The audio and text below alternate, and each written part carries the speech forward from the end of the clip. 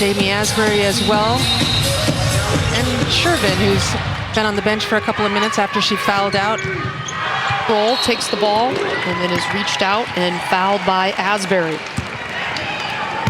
Baylor foul on number 21, Jamie It's just the Asbury. march to the free throw line at this point, and second-year freshman Maddie Krull's been pretty clutch at the point guard position for the South Dakota team all day long.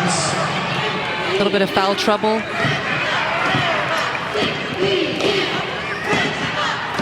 I think you can feel the tension and excitement by South.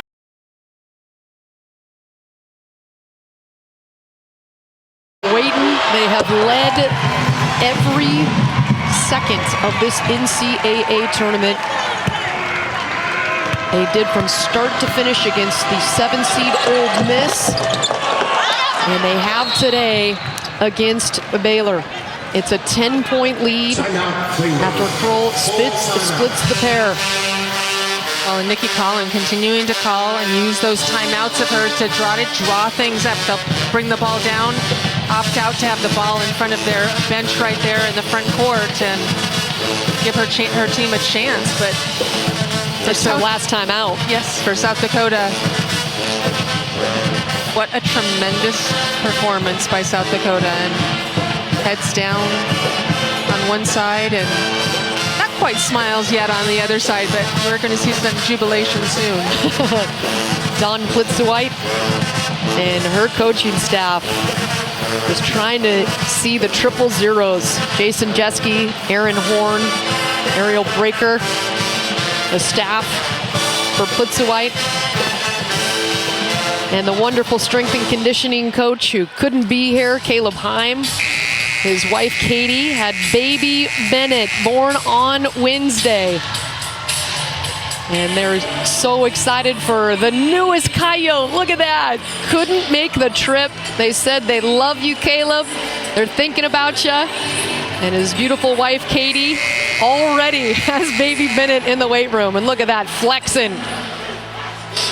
Some smiles on the sideline finally from Coach P, Dawn Plitzweit.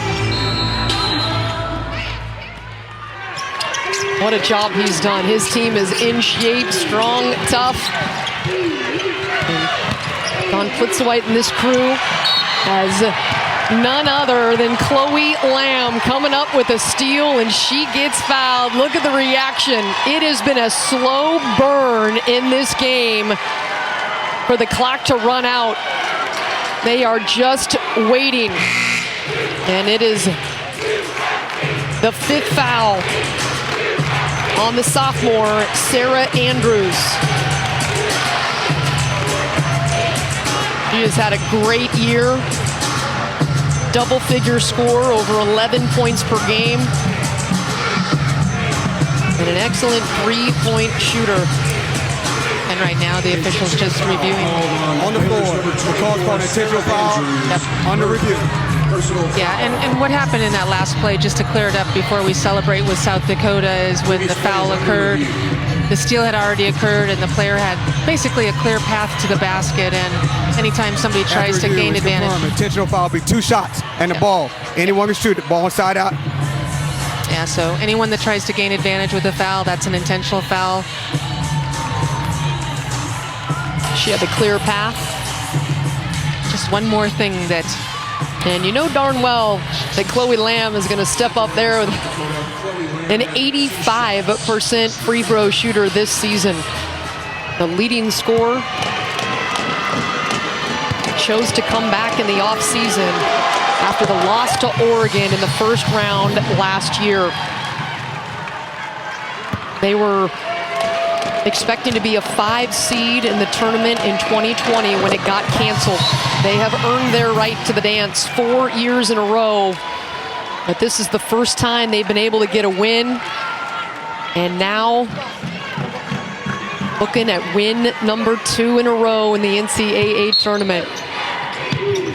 Would love to head to Wichita, Kansas, as the ball is entered to Maddie Kroll, the 5'9" redshirt freshman out of Omaha, Nebraska.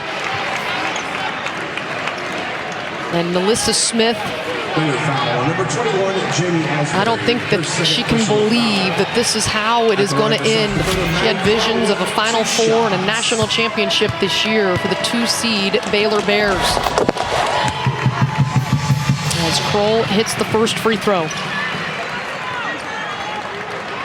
It is just so devastating when you are on a team that's expected to move forward and you lose a game like this.